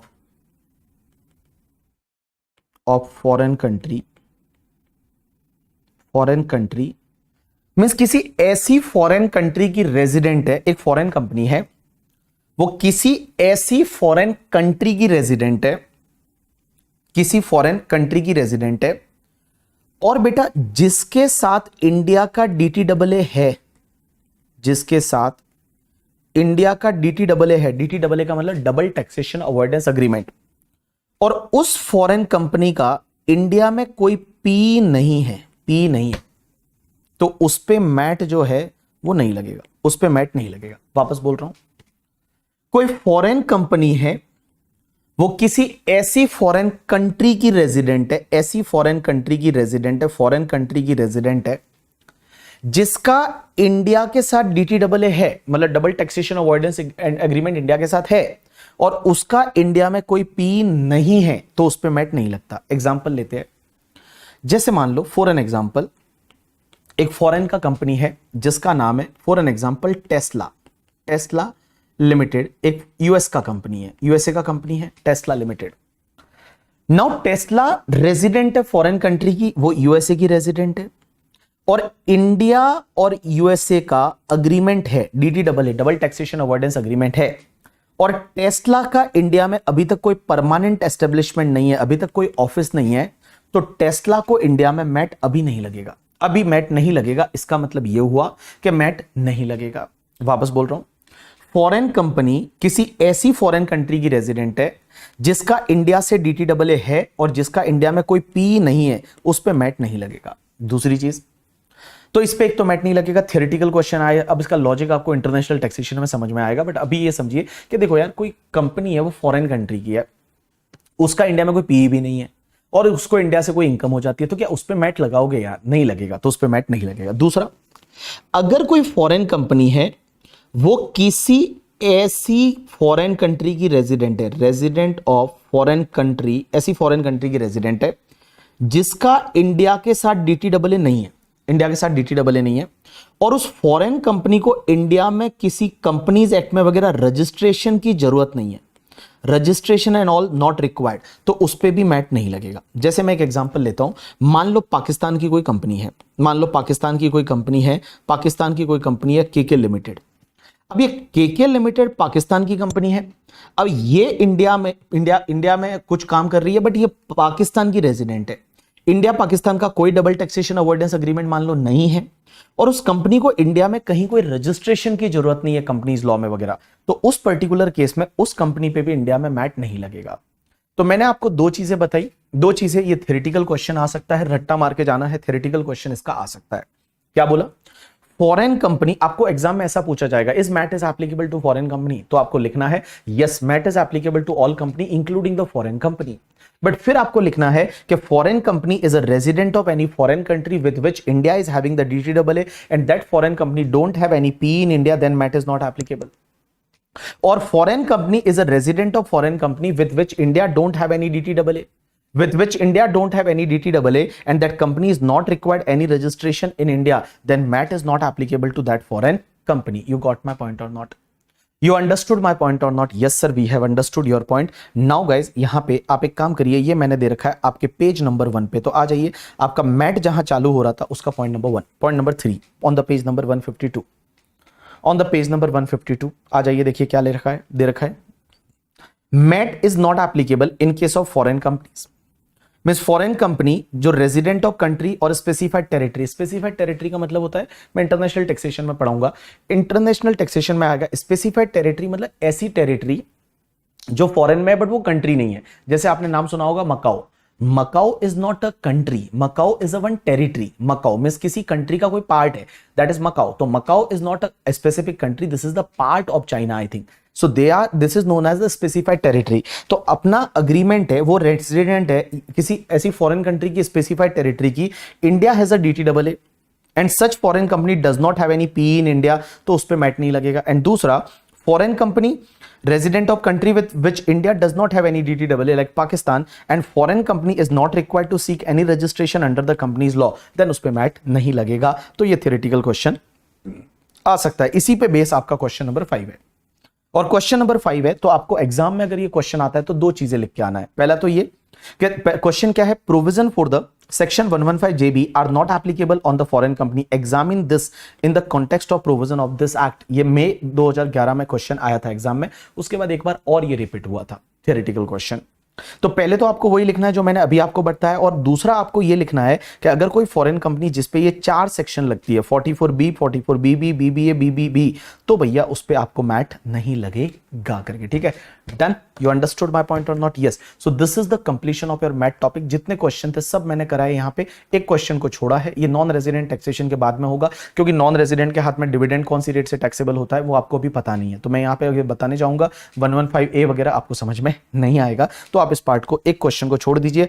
अब आप अपने कॉम्पैक्ट में आइए और कॉम्पैक्ट में देखिए पेज नंबर 152 पे दे रखा है वो सब हो गया है, 153 पे दे रखा है वो हो चुका है, 154 पे दे रखा है वो हो चुका है, 155 पे दे रखा है वो भी हो चुका है, यहां से जो दे रखा है ना अमेंडमेंट बाय फाइनेंस एक्ट 2021, इसके पास में लिख लीजिए will discuss after transfer pricing topic, will discuss after transfer pricing topic, क्योंकि ये ट्रांसफर प्राइसिंग के बाद ही मैं आपको बता पाऊंगा। सेकेंडरी एडजस्टमेंट ट्रांसफर प्राइसिंग में होता है, एडवांस प्राइसिंग अग्रीमेंट है वो आपके ट्रांसफर प्राइसिंग में होता है, तो मैं उसके बाद में इसको पढ़ाऊंगा, अभी मैं पढ़ा नहीं सकता इसको, तो आप लिख लीजिए will discuss with the transfer pricing topic but not more relevant concept. ये क्या है कैसे है मैं आपको उस टॉपिक में बता दूंगा, ठीक है। चलिए उसके बाद में एक केस लॉ दे रखा है, that is metal and Korean, that is chromium plater private limited, Madras high court का जजमेंट। अब क्वेश्चन यहां पे ये आता है कि एक बात बताओ, अगर कोई कंपनी है जिसको लॉन्ग टर्म कैपिटल गेन हुआ, अगर कोई कंपनी है उसको लॉन्ग टर्म कैपिटल गेन हुआ, long term capital gain for an example 50 lakh का था, और उस कंपनी ने क्या किया, उस 50 लाख पे 54 ईसी का एग्जेम्पशन ले लिया, तो 54 ईसी का एग्जेम्पशन ले लिया तो क्या उस पे मैट लगेगा 50 लाख पे या नहीं? क्योंकि आप एक बात बताओ, इनकम टैक्स में तो 50 लाख पूरा एग्जेम्प्ट हो जाएगा 54 ईसी में।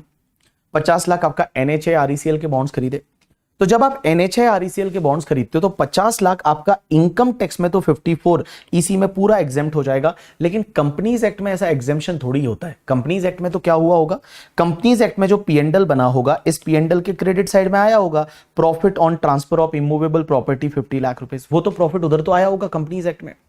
अब क्वेश्चन ये आता है कि जब इस पे एग्जेम्पशन मिल रही है तो मैट लगेगा या नहीं लगेगा। अब मैं बताऊं, इसके दो कॉन्ट्राडिक्टरी जजमेंट है मद्रास हाईकोर्ट के और केरला हाईकोर्ट के।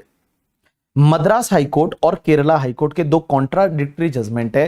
केरला हाईकोर्ट बोलती है कि यस मैट लगेगा। मैट में ऐसा कहां दे रखा है एक्सप्लेनेशन में कि ऐसी इनकम जिसपे एग्जेम्पशन 54 का मिलता है उसको लेस कर दो, ऐसा कहां दे रखा है? मैट में तो सिर्फ क्या दे रखा था कि ऐसी इनकम जिसपे एग्जेम्पशन मिलती है 10, 11, 12 की वो लेस करो।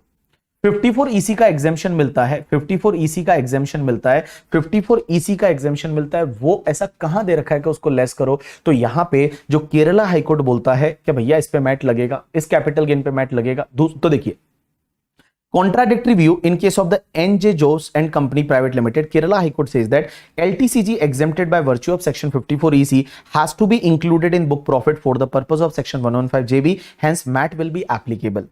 लेकिन मद्रास हाईकोर्ट का जजमेंट है वो क्या बोलता है? मद्रास हाईकोर्ट बोलती है कि since section 115JB subsection 5 allow for application of other provision contain in the income tax act, मतलब इनकम टैक्स एक्ट में जो आपको अदर प्रोविजन है वो लगेंगे, तो any capital gain forming part of net profit in respect of which assessee has claimed exemption under section 54EC while computing total income under normal provision of act should not be taken into account while computing the book profit under section 115JB as well।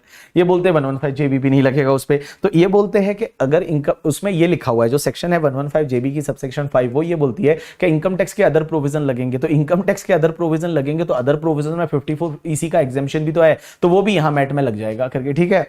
तो यहां MAT is not applicable in such long term capital gain. तो आप दोनों case follow कर सकते हो, but आप metal जो क्रोमियम वाला ये जो केस लॉ है ये लेटेस्ट है, तो आप इसको फॉलो करिए और आप मैट मत लगाइए। तो अगर कोई कैपिटल गेन ऐसा है जो एग्जेम्प्ट है अंडर सेक्शन 54 तो उस पर मैट नहीं लगेगा, और आप इस केस लॉ का रेफरेंस देके और ऐसा लिख के आएंगे। This is the completion of your mat topic. अब एक बात बताओ, मैट टॉपिक ठीक है। अब एक बात बताओ, जो बेयर एक्ट वाला बुक है उसमें आप आ जाइए एक बार आप बेयर एक्ट वाली बुक में आ जाइए। अगर आपके पास रखी है तो सर रखी हुई तो है बट पढ़ते नहीं है उससे हम, ठीक है, पढ़ना भी नहीं है उससे। इसमें जो मैट वाला टॉपिक मैंने दे रखा है वो कौन से पेज पे दे रखा है? इसमें मैट वाला टॉपिक दिया है कि नहीं दिया? टैक्सेशन ऑफ कंपनी 244 पे, तो पेज नंबर 244 पे आ जाइए एक बार आप,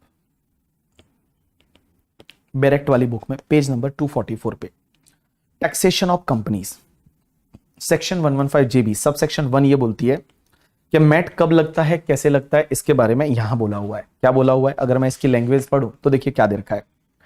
all people pay attention, all people pay attention. देखिए क्या दे रखा है। As per section 115JB sub section 1 in case of company domestic हो या फॉरेन हो, if total tax payable as per in normal income tax act means normal tax payable है, वो अगर less than 15% of book profit है तो आपका book profit है वही टोटल इनकम बन जाएगा, और उस पे आपको 15% की रेट से टैक्स पे करना पड़ेगा। सरचार्ज ऐड करेंगे 7% या 12% की रेट से, और लाइक इसमें ऐड करेंगे लाइक 12 लाइक फॉरेन कंपनी में 2%, 5%, हेल्थ एंड एजुकेशन सेस आप 4% ऐड करेंगे, ठीक है। चलिए उसके बाद एक चीज समझना, इसकी जो 115JB सबसेक्शन 2 ये बोलती है कि maintenance of the statement of profit and loss account के बुक प्रॉफिट कैलकुलेट करते टाइम आपको पीएनडल कौन सा लेना है। बुक प्रॉफिट कैलकुलेट करते टाइम आपको पीएनडल कौन सा लेना है, पीएनडल कौन सा लेना है, तो देखिए लॉ क्या बोलता है कि every company other than the company referred in clause number B, clause number B में वो insurance company, banking company and guys electricity company के लिए, उनके लिए पीएनडल कौन सा लेते हैं, उनके लिए पीएनडल लेते हैं उस रेस्पेक्टिव एक्ट के हिसाब से। बट बाकी सबके लिए क्या लेते हैं, कंपनीज एक्ट का शेड्यूल 3 का पीएनडल लेना है। तो देखिए क्या दे रखा है, every company other than the company referred in clause number B shall for the purpose of this section prepare its statement of profit and loss account for the relevant previous year in accordance with the provision of schedule 3 of the Companies Act 2013। But जो भी insurance company है, banking company है, electricity company है या ऐसी और भी company जो नोटिफाई होती है which is form financial statement has been specific or under the act governing such act of the company shall for the purpose of this section prepare the statement and profit and loss account for the relevant previous year in accordance with the provision of the act governing such company। Means उस company का जो act होता है उसके हिसाब से, उसके जो उस कंपनी पे जो एक्ट गवर्न करता है उसके हिसाब से पीएनडल लेना है। उसके बाद this section shall also specify the statement of profit and loss account for the relevant previous year has to be computed in accordance with the schedule 3 of the Companies Act 2013। Means आपको पीएनडल schedule 3 companies act 2013 वाला लेना है। Further while preparing the annual account the accounting policies, accounting standard and method and rate of calculating depreciation shall be the same as have been adopted for the purpose of preparing such account including statement of profit and loss account laid before the annual general meeting by the company। मतलब जो AGM में पीएनडल रखते हो ना वही वाला पीएनडल आपको लेना है, या जो एजीएम में पीएनडल रखा था उसमें जो अकाउंटिंग पॉलिसीज फॉलो की है, अकाउंटिंग स्टैंडर्ड्स फॉलो किए हैं, जो method and rate of depreciation follow किए है वो ही आपको लेनी है। मतलब इन सिंपल वर्ड वही वाला पीएनडल लेना है जो आपने एजीएम में दिया था। आगे क्या दे रखा है, where the financial year adopted by company under Companies Act is different from the previous year under Income Tax Act 1961। ये कब होता है कि जैसे कंपनीज एक्ट में आपने अकाउंट बनाए वो 15 कंपनीज एक्ट में जो आपने अकाउंट बनाए वो 15 मंथ के लिए बना सकते हैं आप, कंपनीज एक्ट में जो आप अकाउंट है वो 15 मंथ के लिए बना सकते हैं, बट इनकम टैक्स एक्ट में तो 12 मंथ का लिए बनाना पड़ेगा। तो जब वो 15 मंथ का पीएनडल आप 12 मंथ में कन्वर्ट करेंगे ना, तो 12 मंथ में कन्वर्ट करते टाइम अकाउंटिंग पॉलिसीज है, अकाउंटिंग स्टैंडर्ड है एंड जो अकाउंटिंग स्टैंडर्ड है एंड उसके साथ में जो डेप्रिसिएशन की रेट एंड मेथड है वो आपको सेम लेनी पड़ेगी उस 12 महीने के लिए कॉरस्पॉन्डिंग पीरियड के लिए। तो देखिए क्या दे रखा है, where financial year adopted by the company under the Companies Act 2013 is different from the previous year under Income Tax Act 1961। The accounting policies, accounting standard and method and rates adopted for calculating depreciation shall be correspond to the accounting policies followed for preparing such account including the statement of profit and loss for the financial year। Now next part, computation of book profit। Book profit का calculation आप कैसे करेंगे, तो ये मैं आपको already बता चुका हूं करके बुक प्रॉफिट का कैलकुलेशन कैसे करना है। आप सबसे पहले आप एक काम करिए, सबसे पहले आप नेट प्रॉफिट ले लीजिए, उसमें dividend distribution tax DDT add करना है, interest surcharge, education cess, secondary and higher education cess. पहले एजुकेशन सेस के दो नाम थे, अभी इन्होंने क्या कर दिया, एक ही है, हेल्थ एंड एजुकेशन सेस करके, ठीक है। तो ये सब चीजें आपको ऐड करनी है, मैं आपको ऑलरेडी ये सब बता चुका हूं। ये सब चीजें आपको लेस करनी है जो मैं आपको ऑलरेडी बता चुका हूं। तो एडलेस वाला पार्ट है वो आपका ऑलरेडी यहां पे हो चुका है। उसके बाद में आपका जो है ये आपका इंडेक्स वाला सेम ऐसे का ऐसे मैंने उसमें भी दिया है, उसमें कोई भी चेंज नहीं किया मैंने, एज इट इज फॉर्मेट जो मैंने कॉम्पैक्ट में दे रखा है वो मैंने यहां पे भी दे रखा है करके, ठीक है। उसके बाद ये एक अप्पा वाला जो पार्ट है ये मैंने आपको बोला है कि मैं आपको बाद में बताऊंगा जैसे ही आपका ट्रांसफर प्राइसिंग हो जाएगा। उसके बाद है ना, देखो पहली बार जब ये मैट लगा इंडेक्स कंप्लायंट कंपनीज पे जो एडजस्टमेंट है उससे रिलेटेड एक सीबीडीटी ने सर्कुलर दिया था 2017 में। If you are interested to read this circular तो आप पढ़ लीजिए, नहीं तो कोई दिक्कत नहीं है। अगर आप चाहे तो आप इसको पढ़िए, नहीं चाहिए आप इसको छोड़ दीजिए। और अगर आप ये पढ़ेंगे तो आपको समझ में तभी आएगा अगर आपने इंडेक्स पढ़ा है। अगर इंडेक्स नहीं हुआ और अगर आप ये पढ़ने बैठेंगे तो आपको समझ में नहीं आएगा, आपको समझ में नहीं आएगा करके, ठीक है, कि ये एफबीटीपीएल क्या होता है। यहां पे आपको जो ये समझ में नहीं आएगा, financial instrument recognise through profit and loss account, mark to market gain loss. तो मैं बताऊं ये मैं अगर समझाने जाऊंगा मेरे को भी समझ में नहीं आएगा, तो आपको तो समझ में तभी आएगा जब आपने इंडेक्स पढ़ा है। तो ये आपके लिए होमवर्क रहेगा। If you wish to read तब आप रीड कर लेना, बट एग्जाम के लिए रिलेवेंट नहीं है। एग्जाम के लिए मैं बता रहा हूं रिलेवेंट नहीं है। सर्कुलर था सीबीडीटी का, सीबीडीटी ने ये सर्कुलर दिया था कि पहली बार जब तो अगर आप सच में ऐसा इंटरेस्टेड है चीजों में करके, ठीक है, जिनको इंडेक्स पता है, इनकम टैक्स में जो ऑफिस में बहुत काम करते हैं, जो इंटरेस्टेड रहते हैं, बहुत बार लोग होते हैं ना जो बड़े इंटरेस्टेड रहते हैं चीजों में, तो जो बहुत सारे लोग हैं वो इंटरेस्टेड रहते हैं। तो जो लोग इंटरेस्टेड है ना, वो लोग चाहे तो इसको रीड कर सकते हैं। बाकी जो नॉन इंटरेस्टेड लोग हैं, जिनको लगता है कि नहीं यार कोई मतलब नहीं है, अपन एग्जाम देंगे, एग्जाम में पास होंगे, वो ज्यादा बेटर है, तो फिर उनके लिए ये सर्कुलर पढ़ने की जरूरत नहीं है। अब एक बात बताओ, सेक्शन 115 जेबी का सब सेक्शन 3 ये बोलता है कि सर एक बात बताओ, मैट लग रहा है लेकिन जो इनकम टैक्स में कोई लॉस है या अनएब्सॉर्ब डेप्रिसिएशन है, उसका क्या होगा? वो normally set of carry forward होता रहेगा, उससे मैट से कोई फर्क नहीं पड़ता। ऐसा नहीं है कि मैट लग रहा है तो बेचारे इनकम टैक्स के कोई लॉस है वो सेट ऑफ ही नहीं होंगे, कैरी फॉरवर्ड ही नहीं होंगे, ऐसा नहीं होगा। जैसे कंपनी है, कंपनी का मान लो इस साल का बिजनेस का लॉस है, बट मैट आ रहा है तो मैट पे कर रही है, बट वो लॉस क्या लैप्स हो जाएगा? नहीं, वो लॉस को आप कैरी फॉरवर्ड करिए 8 साल तक, उसको आप सेट ऑफ करिए, जैसे इनकम टैक्स के प्रोविजन है वैसा ही आप करते रहेंगे। आपको चार्टर्ड अकाउंटेंट का एक रिपोर्ट फाइल करना पड़ेगा। जब भी बुक प्रॉफिट कैलकुलेशन होता है तो चार्टर्ड अकाउंटेंट का रिपोर्ट है वो फाइल करना पड़ेगा। और 115 जेबी सबसेक्शन 5 बोलती है कि आपको इनकम टैक्स के बाकी प्रोविजन तो लगेंगे ही लगेंगे, मींस आपको इंटरेस्ट भी लगेगा और आपको एडवांस टैक्स वगैरह है वो भी पे करना पड़ेगा। मेट कहां कहां पे नहीं लगेगा?